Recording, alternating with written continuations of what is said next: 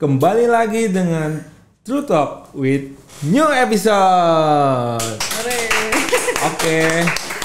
Ya, sobat terusur, sobat industri dan sobat laboratorium, kemudian rekan-rekan lingkungan semua, kembali lagi di True Talk dengan new episode. Jadi di episode kali ini saya Teguh akan menghadirkan seorang narasumber yang udah mulai kedengar ya suara-suara renyah-renyah wanita cantik ini sepertinya.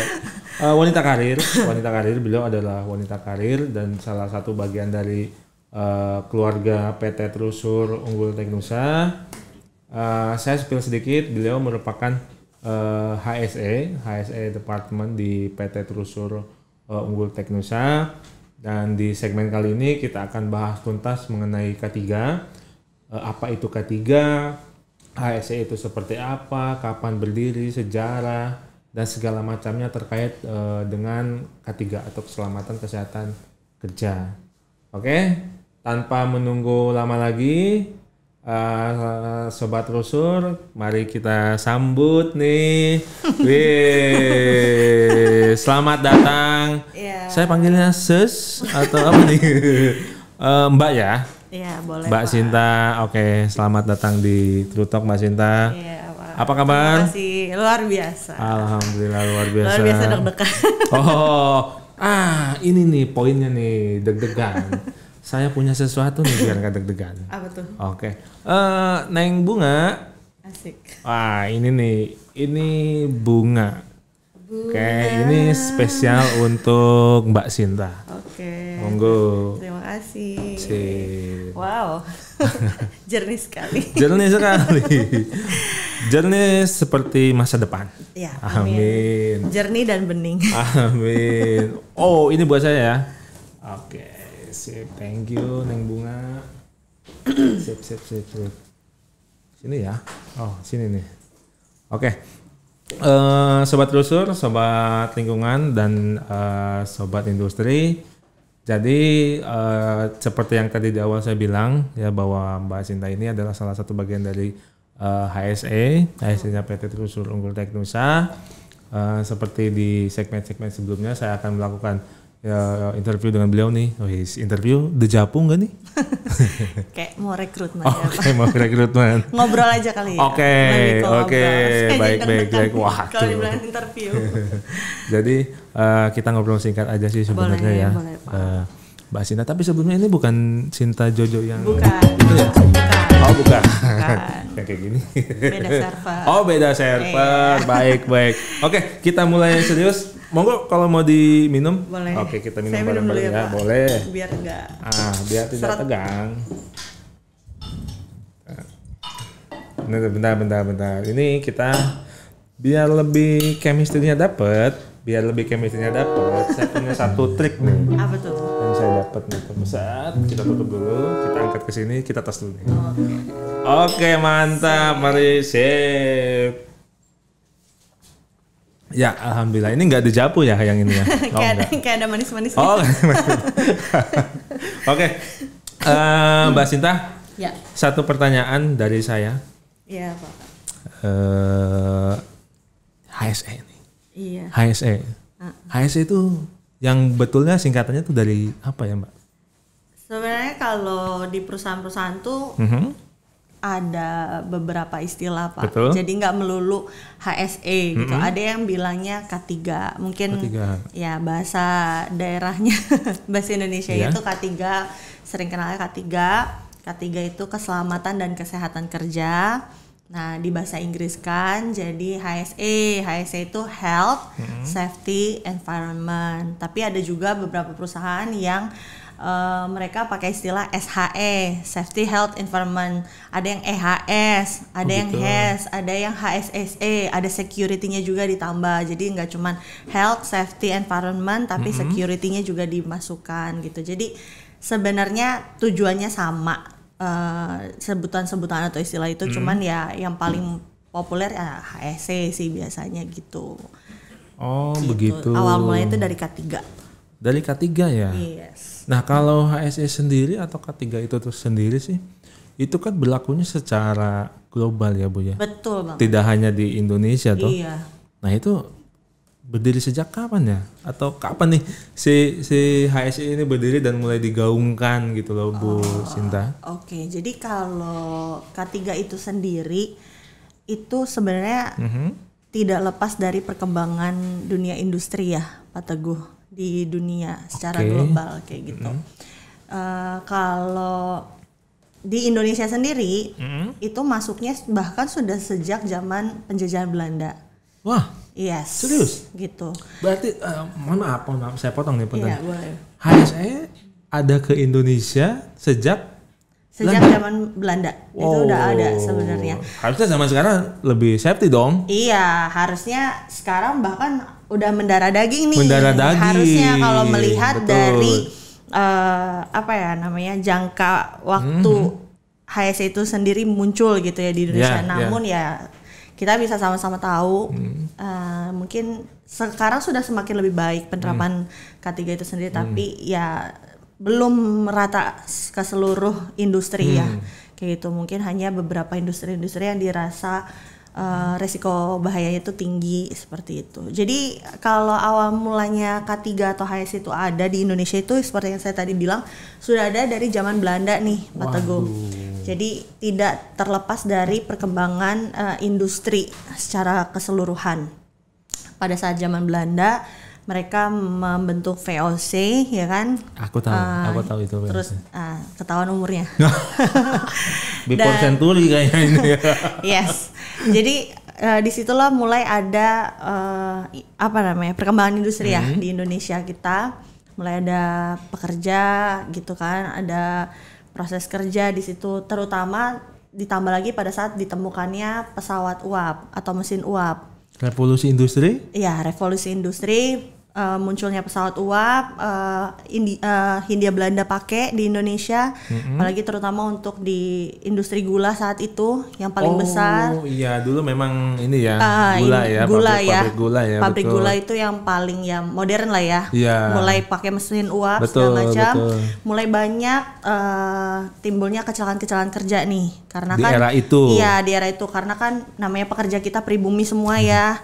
Maksudnya pengetahuannya juga terbatas dan itu juga mesin yang baru ditemukan, baru dipakai, semakin banyak juga pemakaiannya, semakin tinggi angka kecelakaan kerja. Disitulah mungkin Hindia Belanda ini merasa kayaknya butuh nih ada suatu standar atau prosedur untuk membuat proses kerja ini tuh aman. Kalau dulu mereka berpikirnya tuh supaya jangan ada kerugian, karena kan kalau ada kecelakaan kerja otomatis kerugian kan. Betul.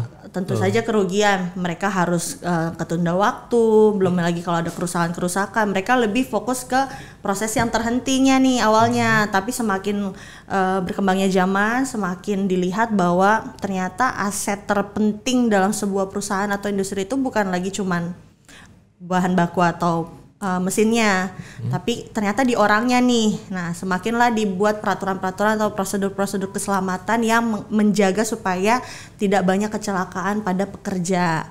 Gitu. Dari zaman Hindia Belanda diterbitkanlah sebuah macam undang-undang zaman itu ya.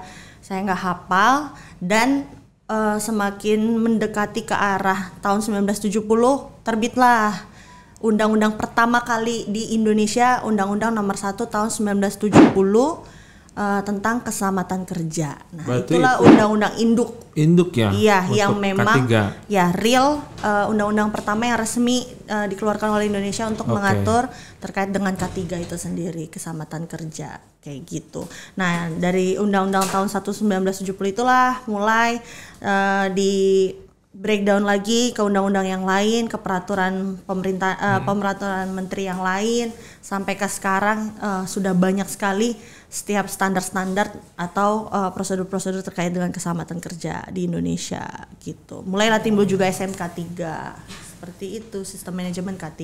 Jadi memang perjalanannya udah panjang nih K3 ya. Gitu. Dari sudah saya baru tahu nih bahwa K3 atau HSE itu datang dari sejak penjajahan ya? Iya, jadi dari zaman Belanda tuh sudah ada. Berarti ada baiknya juga ya? dijajah sama Belanda. Nggak gitu juga?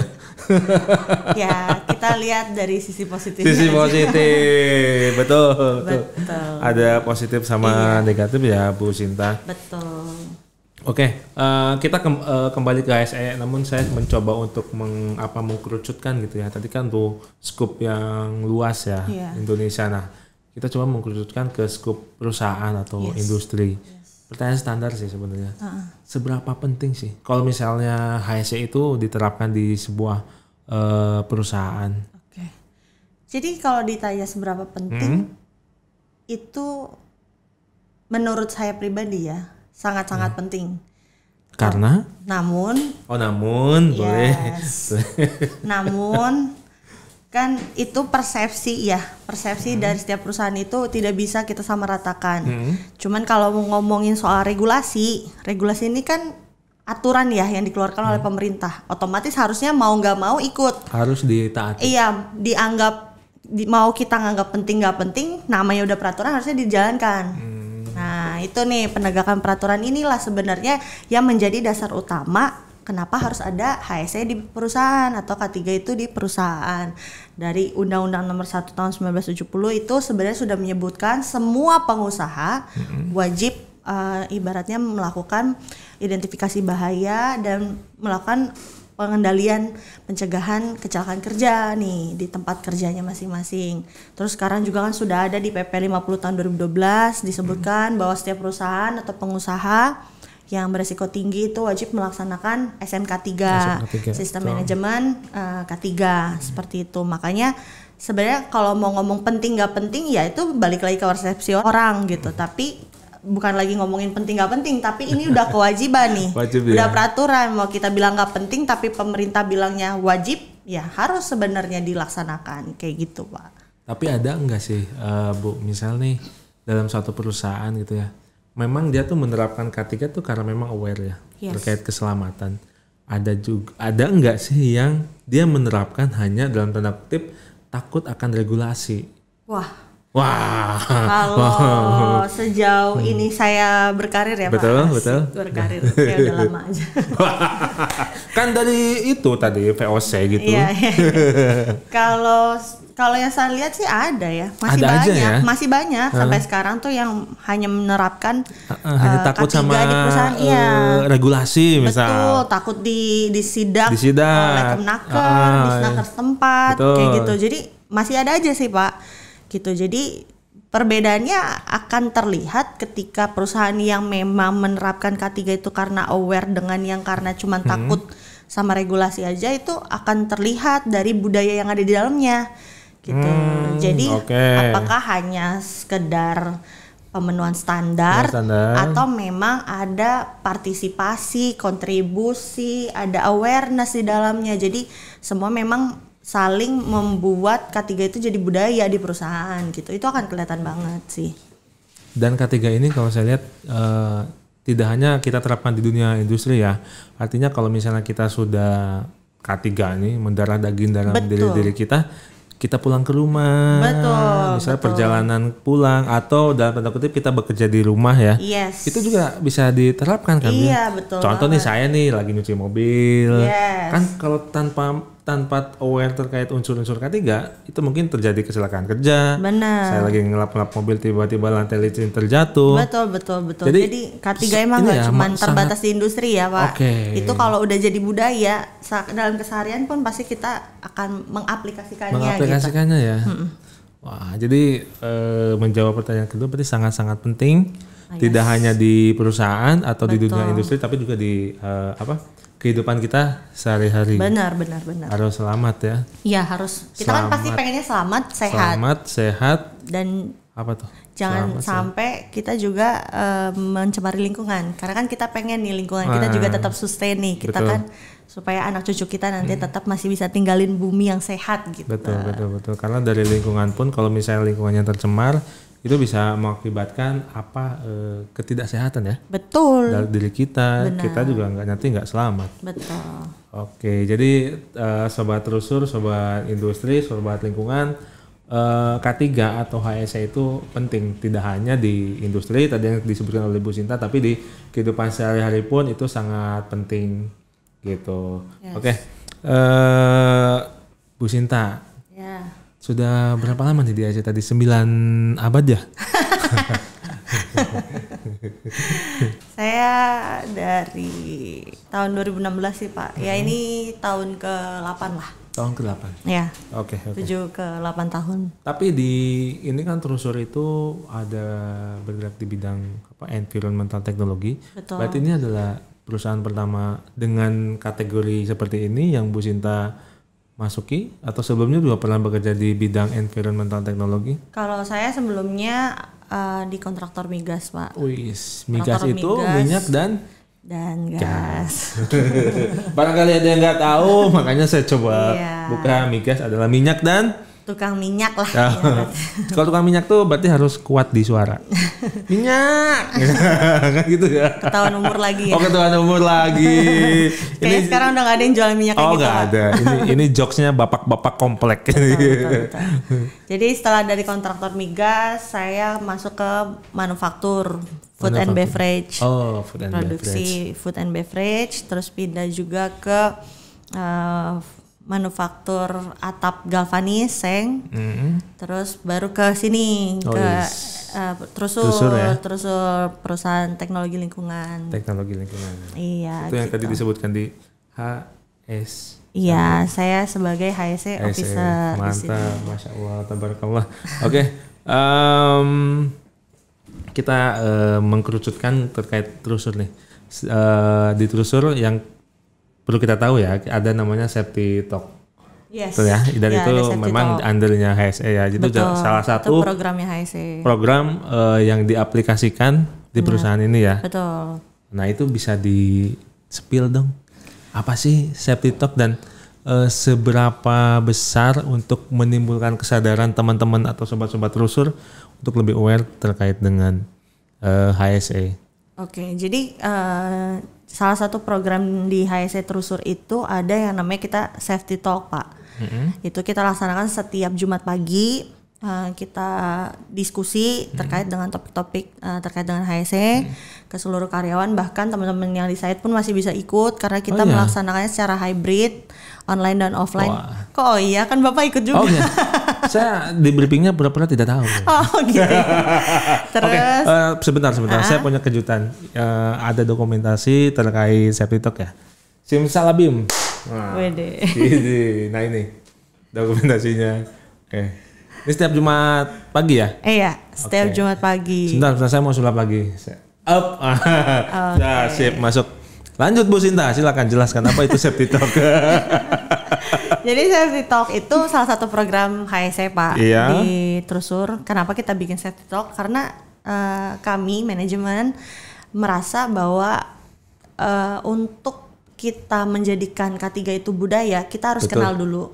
Kita kan pasti kalau ada istilah tak kenal maka tak sayang. Berarti Wow. kita harus kenal dulu dong. Maka kita bisa menjadikan K3 itu budaya. Makanya kenapa di setiap Jumat tuh kita induction, kita masukkan diskusi-diskusi terkait dengan K3 supaya akhirnya teman-teman semua kenal nih apa itu K3, apa-apa aja yang perlu dipahami terkait dengan K3, yang perlu kita tahu, sehingga akhirnya mulai timbul kesadaran-kesadaran dari diri sendiri.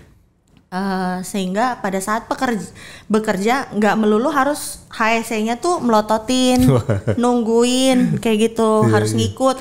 Apalagi kita kan perusahaan jasa yang customernya alhamdulillah range-nya sangat luas sekali ya Pak. Ya, alhamdulillah. Jadi nggak mungkin melulu harus ada yang melototin pada saat kerja, marah-marahin gitu, harus pakai APD segala macam. Jadi tujuannya adalah supaya mereka muncul kesadaran sehingga tanpa diawasin pun bekerja sudah melakukan prosedur keselamatan, dan tujuan akhirnya adalah ya tetap zero accident gitu. Jadi tidak ada kecelakaan kerja, teman-teman kita kirim sehat selamat, pulang juga balik ke kita kembali dengan keluarganya juga sehat selamat. Alhamdulillah. Yes. Nah, untuk terkait safety talk ini apakah diterapkannya hanya di Trusur saja, Bu, atau memang Ibu Sinta sebelumnya tuh pernah menerapkan hal serupa terkait untuk membangun apa tadi kesadarannya, awareness-nya itu? Udah banyak sih Pak yang melaksanakan safety talk ini. Cuman mungkin agendanya namanya beda-beda gitu. ya? Ada yang morning meeting, ada yang toolbox meeting, ada yang safety talk, Oh, ada yang toolbox HSE talk. Ya banyak sih, Bener, banyak bener, judul. Tapi Judulnya ya? tujuannya tetap sama. Sama. Meningkatkan kesadaran terkait dengan K3 untuk seluruh karyawan. Bukan hanya cuman teknisi yang di lapangan, tapi bahkan sampai top manajemen pun ikut gitu. Sehingga nanti pergerakan K3 itu bukan cuman bottom up, tapi top to bottom juga gitu. Nggak cuma top to bottom tapi bottom up juga. Jadi saling gitu, ada feedback dari dua arah kayak gitu tujuannya. Bagus sekali. Bagus sekali ini program. Alhamdulillah. Dan sejauh ini ada dampak yang dirasakan dari Mbak Sinta pribadi atau mungkin dari manajemen terkait ya kasarnya sih gini, analisa before afternya safety talk sejauh ini? Yang saya lihat sih setidaknya gini, pertama manajemen itu kalau kita ajukan gitu terkait dengan program K3 tuh jadi lebih mendukung, lebih sportif gitu Pak, karena kan memang sudah tahu betul resiko bahayanya seperti apa di pekerjaan, terus misalkan keuntungannya apa nih buat perusahaan kalau kita melaksanakan K3. Jadi dari manajemen sendiri sudah sport sekali gitu. Terus yang dari level middle down itu ketika mereka bekerja, apalagi kita bekerja di site seperti itu, saya sangat merasa cukup tenang karena sebelum mereka berangkat mereka juga udah prepare langsung otomatis bawa APD-nya masing-masing sesuai dengan potensi bahaya yang ada di tempat kerjanya. Terus pada saat bekerja juga relatif selalu aman karena memang tidak ada NC ya dari customer ya, tidak ada keluhan-keluhan yang tidak baik lah, ibaratnya input-input yang tidak baik bahwa teknisi-teknisi kita di lapangan tuh kerjanya asal-asalan gitu, selalu menerapkan prosedur keselamatan dan saya sangat-sangat cukup bangga ya sama teman-teman di lapangan selalu melaksanakan prosedur keselamatan sebelum bekerja gitu. Jadi alhamdulillah ya tahun ini semoga terus keep going, man hour kita tetap lanjut dan tetap mencapai zero accident. Jangan sampai ada accident lah sampai kapanpun. Itu. Kita dengar-dengar pernah dapet ini ya apa namanya penghargaan apa tuh yang emas itu? Penghargaan. Oh ini SMK 3. Ya, kategori. Ya.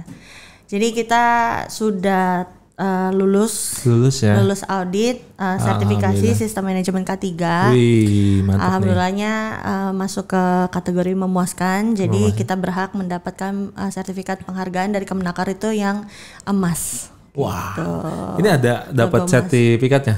Sudah ada. Sudah ditelusur. Sudah gitu. Jadi ya kita sudah SMK 3 gitu. Jadi harapannya bukan cuman di atas kertas gitu Pak, tapi tetap bisa kita ilhami gitu, kita aplikasikan dalam keberlangsungan proses di pekerjaan terus-menerus gitu. Oke. Nah tadi kan melihat dari success story-nya Mbak Sinta bahwa telusur yang memang sebelumnya belum ada safety talk, kemudian ada safety talk, kemudian juga SMK 3 kita dapat sertifikat emas itu merupakan peran HSE di telusur dari sisi legalitas ya. Betul. Kemudian dari sisi awareness ke karyawan, sekarang karyawan pun jadi lebih aware ya Bu. Betul. Ya terkait dengan keselamatannya. Ya mudah-mudahan kayak gitu sih Pak, harapan saya. Harapan ya. Oke. Tapi memang sudah terrealisasikan Bu itu harapan Ibu bahwa karyawan yang Ibu rasa nih, yang Mbak Sinta rasa nih? Yang saya rasa sih kan nggak mungkin ya Pak saya menilai kinerja saya sendiri gitu ya. Cuman kan kita bisa melihat dari indikator-indikator yang ada nih. Kita kan pasti punya KPI gitu ya. Dari angka kecelakaan kerja juga alhamdulillah masih kita zero accident. Belum ada yang menghilangkan hari kerja 2x24 jam gitu kan. Jadi masih semua aman. Jam kerja juga masih berlanjut, terus kita hitung setiap harinya, kita semoga bisa tercapai 200.000 jam kerja di tahun depan, harapan saya sih itu. 200.000 jam kerja aman. Kerja aman, iya. Terus kita skornya ada di mana terus? Sekarang masih di 58.000 sih. Oke, karena kan masih banyak ya? Masih banyak banget.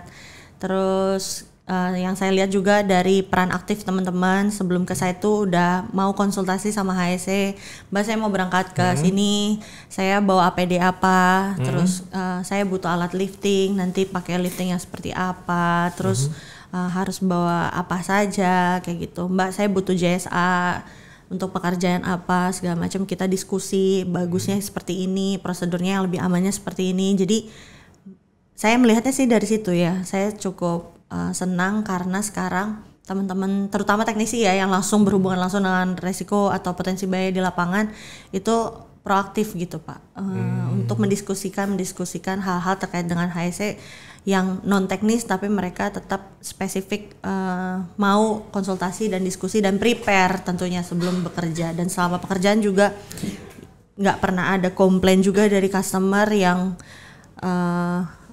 masuk ke saya gitu karena teman-teman dilaporkan misalkan nggak pakai APD nih atau bercanda-canda kerjanya atau lalai segala macam tuh. Alhamdulillah sampai sekarang no complain sih. No complain, complain ya? Zero ya. Zero complain. Yes. Oke. Terkait safety ya. Terkait safety. Saya cuman mengakomodir yang terkait safety-nya. Emang ada komplain lain? Nggak tahu. Oh nggak tahu. Bukan urusan saya Pak. Oke, Mbak Sinta, ada kecelakaan kerja di salah satu perusahaan di luar Jawa. Iya. Di berita itu disebutkan kecelakaan kerja tewaskan 3 pekerja 2 bulan terakhir. Ini sangat fatal ya Mbak. Artinya karena lalai terkait K3 itu sampai bisa merenggut nyawa gitu. Iya. Nah, boleh di scroll nggak karena apa di sini boleh. beritanya? Boleh. Jadi insiden maut itu memang pada saat yang pertama tuh ada sebuah kebakaran ya. Kebakaran dan itu memang ya sangat happening sekali saat itu karena salah satu korbannya mungkin selebgram. Oh oke. Gitu. Yang kedua api kemudian besar membuat 2 pekerja terjebak di lokasi. Ya. Terus ada kecelakaan kendaraan juga ya. Jadi ada 2 tuh, ada dari kebakaran di tungku smelter dan yang keduanya itu kecelakaan kerja lalu lintas tapi masih di daerah di area kawasan tersebut. Dan ini sangat fatal. Yes, karena sudah sampai fatality ya. Fatality menyebabkan hilangnya nyawa dari pekerja tersebut. Iya, dan ini kayaknya dari judulnya dalam 2 bulan terakhir ya, jadi lumayan beruntun juga ya Pak. Lumayan rapat gitu. Ya. Karena tidak ada yang lebih mahal selain nyawa. Betul. Mau digaji berapapun, digaji pakai dolar atau pakai emas sekalipun, nyawa tuh nggak ada spare partnya. Nggak ada spare partnya, nggak bisa dibeli lah, dibeli dengan apapun. Nah, terkait fenomena ini Mbak Sinta, kira-kira pendapat Mbak Sinta dari sudut pandang ahli forensik. Ahli forensik, ahli HSE seperti apa Mbak menanggapi fenomena ini? Kalau yang langsung menarik perhatian saya adalah kejadiannya ini menewaskan 3 orang dalam 2 bulan terakhir. Itu rate-nya sangat tinggi sekali. Maksudnya dalam waktu yang sangat dekat langsung ada kejadian fatality yang beruntun gitu sampai menyebabkan 3 kasus fatality ya, meninggal dunia. Dan berbeda, satu kebakaran, satu tadi kecelakaan transportasi ya di perusahaan yang sama pula gitu ya. Betul. Kalau nggak salah tadi saya sekedar baca ini kayak tambang ya Pak, perusahaan tambang ya kayaknya ya di Kalimantan sana. Smelter sih ini, PLTU. Oh PLTU ya. Oke. Jadi kalau menurut saya ya Pak, kecelakaan kerja itu sendiri bisa terjadi itu nggak bukan menurut para ahli juga menyebutkan cuman 2 faktor penyebabnya. Kalau nggak unsafe action, unsafe condition. Kalau nggak perilaku yang tidak aman, pasti kondisi yang tidak aman. Cuman 2 itu penyumbang atau penyebab kecelakaan kerja secara langsung. Yang ketiga itu takdir, itu cuman 0,01% lah dianggap oleh para ahli bisa menyebabkan kecelakaan kerja. Jadi yang paling utama itu perilaku tidak aman, itu menyumbang sekitar 85%. 15. Perilaku ya? Iya, perilaku tidak aman. Berarti 85%. Itu dari diri pribadinya ya, individunya ya? Bisa dibilang seperti itu. Dan 15%-nya itu kondisi yang tidak aman atau lingkungan kerjanya yang tidak aman. Tapi dari perilaku ini sendiri juga bisa kita lihat, benar nggak hanya secara tunggal disebabkan oleh si pekerjanya saja, atau memang ada faktor pendukung lainnya. Misalkan contoh kecelakaan kerja karena misalkan ngantuk terus tabrakan tadi, ada kecelakaan transportasi. Benar nggak hanya karena si orang ini aja yang lalai, misalkan tidak istirahat pada saatnya. Ternyata enggak juga, kita tarik mundur lagi ada faktor pendukung lainnya. Misalkan dia sudah dipaksa oleh perusahaan 3 hari berturut-turut, ya kan, lembur gitu kan, tidak ada istirahat, terus overtime terus, terus jarak dia bawa mobil tuh sangat panjang-panjang terus, tidak ada back to backnya, ya kan, supir penggantinya. Akhirnya di hari keempat mau nggak mau dia nggak bisa dipungkiri pasti akan langsung ngantuk. Iya ya. Ya bisa kan? Jadi ya. Iya. Nah setelah dia kecelakaan, apakah kita hanya menyalahkan si pekerjanya? Enggak.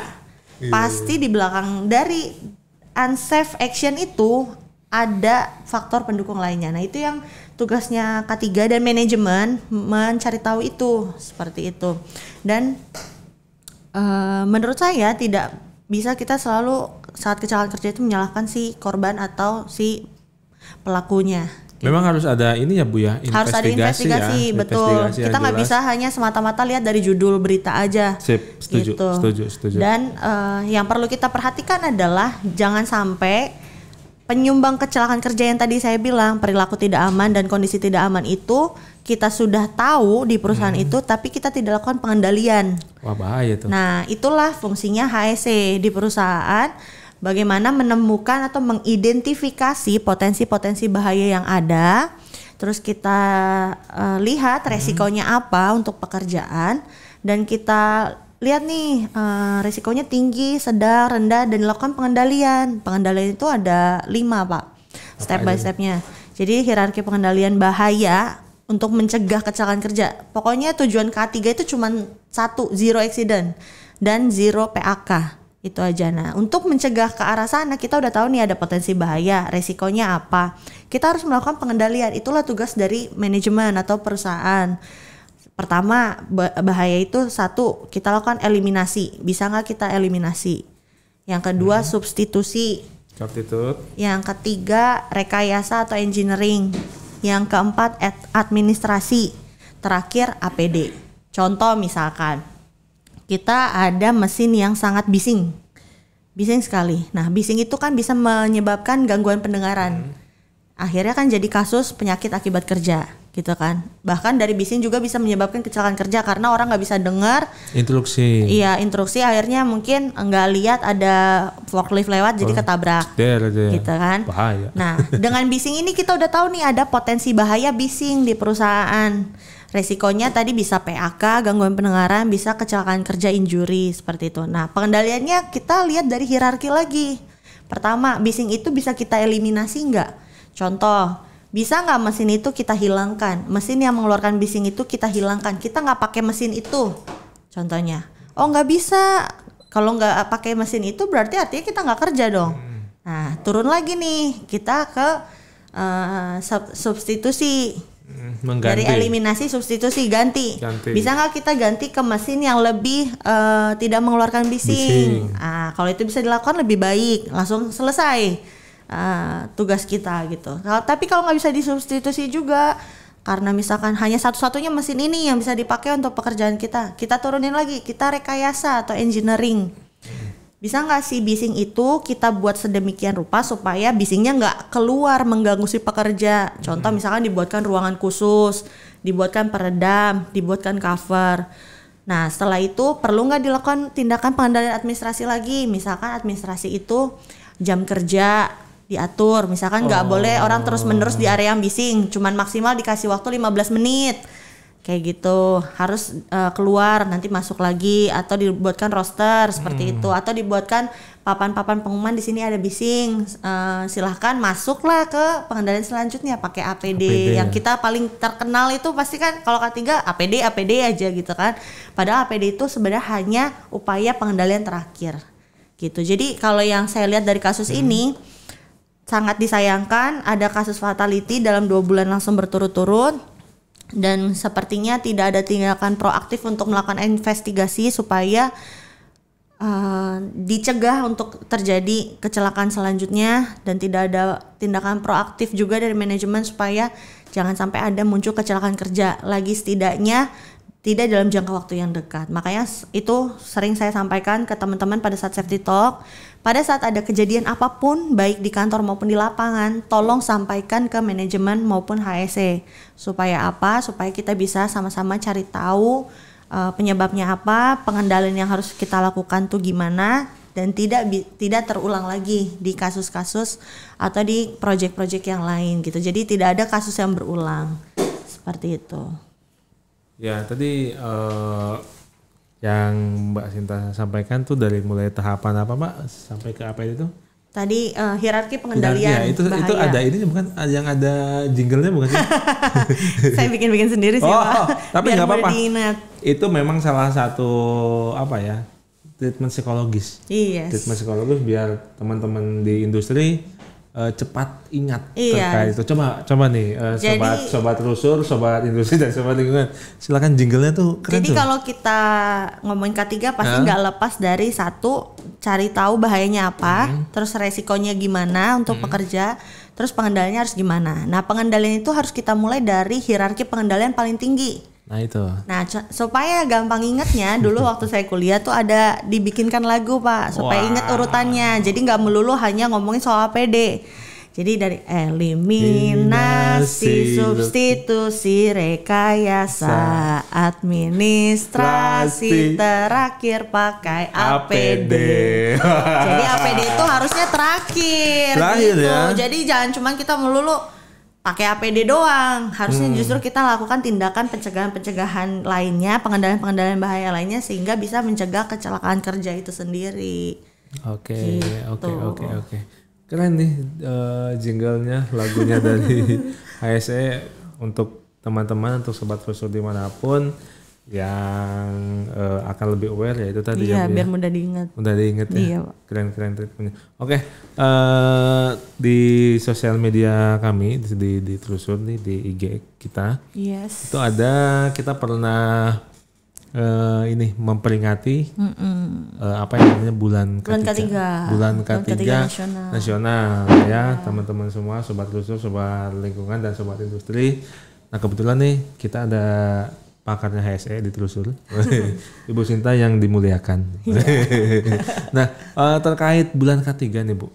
Ya Pak. Memang dalam satu bulan ini itu apa sih yang melandasi kok adanya bulan ketiga? Apakah memang mohon maaf ya, terkadang kan ada suatu insiden tertentu yang mengakibatkan di bulan tersebut dijadikan bulan ketiga nasional atau memang ada kejadian-kejadian yang positif sehingga ada yang dinamakan bulan ketiga nasional. Kalau setahu saya sih Pak, bulan ketiga nasional itu sebenarnya ditetapkan oleh pemerintah. Berarti hanya di kita dong? Bukan, seluruh Indonesia secara nasional. Iya, maksudku seluruh hanya di Indonesia atau memang kalau di internasional juga ada Hari K3 Internasional. Tapi kalau yang bulan K3 Nasional ini ditetapkan oleh pemerintah di tanggal 12 Januari sampai 12 Februari setiap tahunnya. Jadi ini dijadikan momentum oleh pemerintah untuk setiap perusahaan-perusahaan itu menggaungkan lebih kencang lagi terkait dengan budaya K3 gitu Pak. Jadi kalau di bulan ketiga nasional ini biasanya setiap perusahaan-perusahaan itu mengadakan ya entah program-program atau agenda-agenda terkait dengan K3 lebih banyak gitu. Jadi gunanya untuk memperingati aja sih supaya menggaungkan lebih kencang lagi untuk sistem manajemen K3 di perusahaan kayak gitu. Biasanya banyak lomba-lomba atau kegiatan-kegiatan program-program terkait dengan K3 di di jangka waktu di tersebut. jangka waktu gitu. bulan ketiga itu ya. Iya, bahkan penghargaan SMK 3 untuk seluruh perusahaan juga biasanya dikeluarkan pas di bulan ketiga ini momentumnya gitu. Kemenaker bikin seperti itu. Kalau kita ya sebagai salah satu perusahaan yang sudah menyerapkan SMK 3 ya kita harus ikut bulan ketiga nasional ini. Makanya kita bikin promosi-promosi seperti ini di media sosial juga gitu. Oke. Kita masuk ke segmen ini nih Bu nih yang paling seru nih. Apa Jadi tuh? nanti bukan nanti ya. Bu Sinta kita masuk ke segmen selanjutnya nih. Iya Pak. Kita ada sesi tanya jawab. Oke. Nah nanti yang bertanya ini adalah sobat-sobat rusur yang di luar. Yang secara ini netizen yang budiman. Gitu. Ini ada pertanyaan satunya, kenapa HSE diidentikan berwarna merah? Oke. Sebenarnya nggak ada sih Pak, nggak ada peraturan yang baku terkait dengan kenapa HSE identik dengan warna merah. Ya gitu. mungkin di teman-teman kita netizen itu Sering lihatnya gitu ya, bahkan ya baju saya sendiri juga merah gitu ya. Teman-teman HSE-nya mungkin atau di perusahaan tempat netizen ini kerja bekerja, gitu ya, seringnya lihat merah-merah. HSE-nya merah-merah. Sebenarnya nggak ada. Apakah ada kaitannya dengan Ibu Sinta? Kenapa merah? Ya sebenarnya nggak ada setahu saya ya sampai saat ini nggak ada standar yang baku kenapa HSE itu identik dengan merah, itu nggak ada Pak.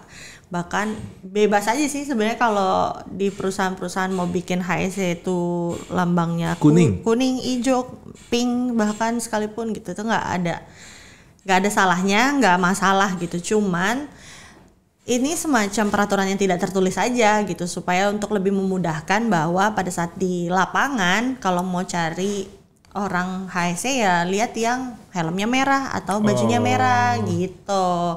Karena kan merah itu mungkin warna yang mencolok ya, supaya mudah terlihat gitu. Kalau misalkan di lapangan ada orang HSE ngawasin tuh teman-teman aware gitu. Jadi kalau misalkan mau konsultasi atau minta bantuan juga kan sama bisa. Yang merah. Iya, langsung kelihatan merah kan gitu. Kalau misalkan warnanya abu-abu kan nggak terlalu jelas gitu aja sih, nggak ada yang standar yang mengatur tertentu gitu. Sama kayak APAR kenapa harus merah ya, memang lebih mencolok aja ya. Ya lebih gampang terlihat aja, lebih gampang terlihat, lebih mencolok aja gitu. Jadi gampang ditemukan gitu, gampang terlihat gitu aja sih. Kesannya jadi lebih aware aja. Oh gitu.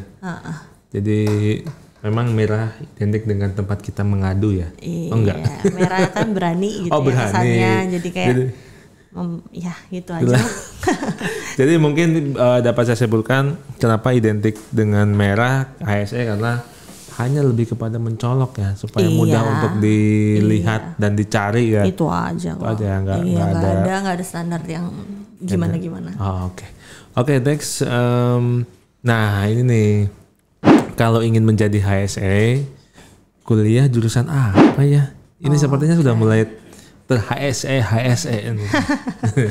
Sindrom ya. Tapi emang HSE 5 tahun belakangan ini mulai jadi profesi yang lumayan populer sih Pak. Karena kan seiring diwajibkannya seluruh industri perusahaan untuk menerapkan SMK 3, otomatis kan butuh ya ahli di bidang itu gitu. Makanya profesi ini semakin hits gitu. Apalagi kayak di industri-industri yang resiko tinggi semacam pertambangan, migas, konstruksi, itu pasti banyak sekali butuh tenaga-tenaga ahli di bidang HSE.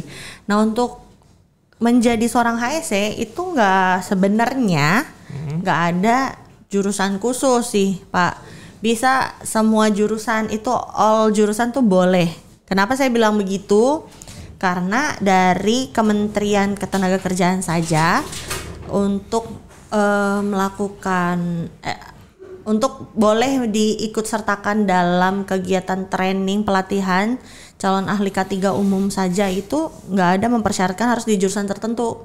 Jadi semua jurusan tuh boleh gitu. Jadi Kemenaker nih punya namanya pelatihan kompetensi untuk menjadi seorang ahli K3 dan persyaratannya semua jurusan tuh boleh gitu. Tapi semakin berkembangnya ilmu K3 di Indonesia, sekarang sudah ada jurusan yang spesifik.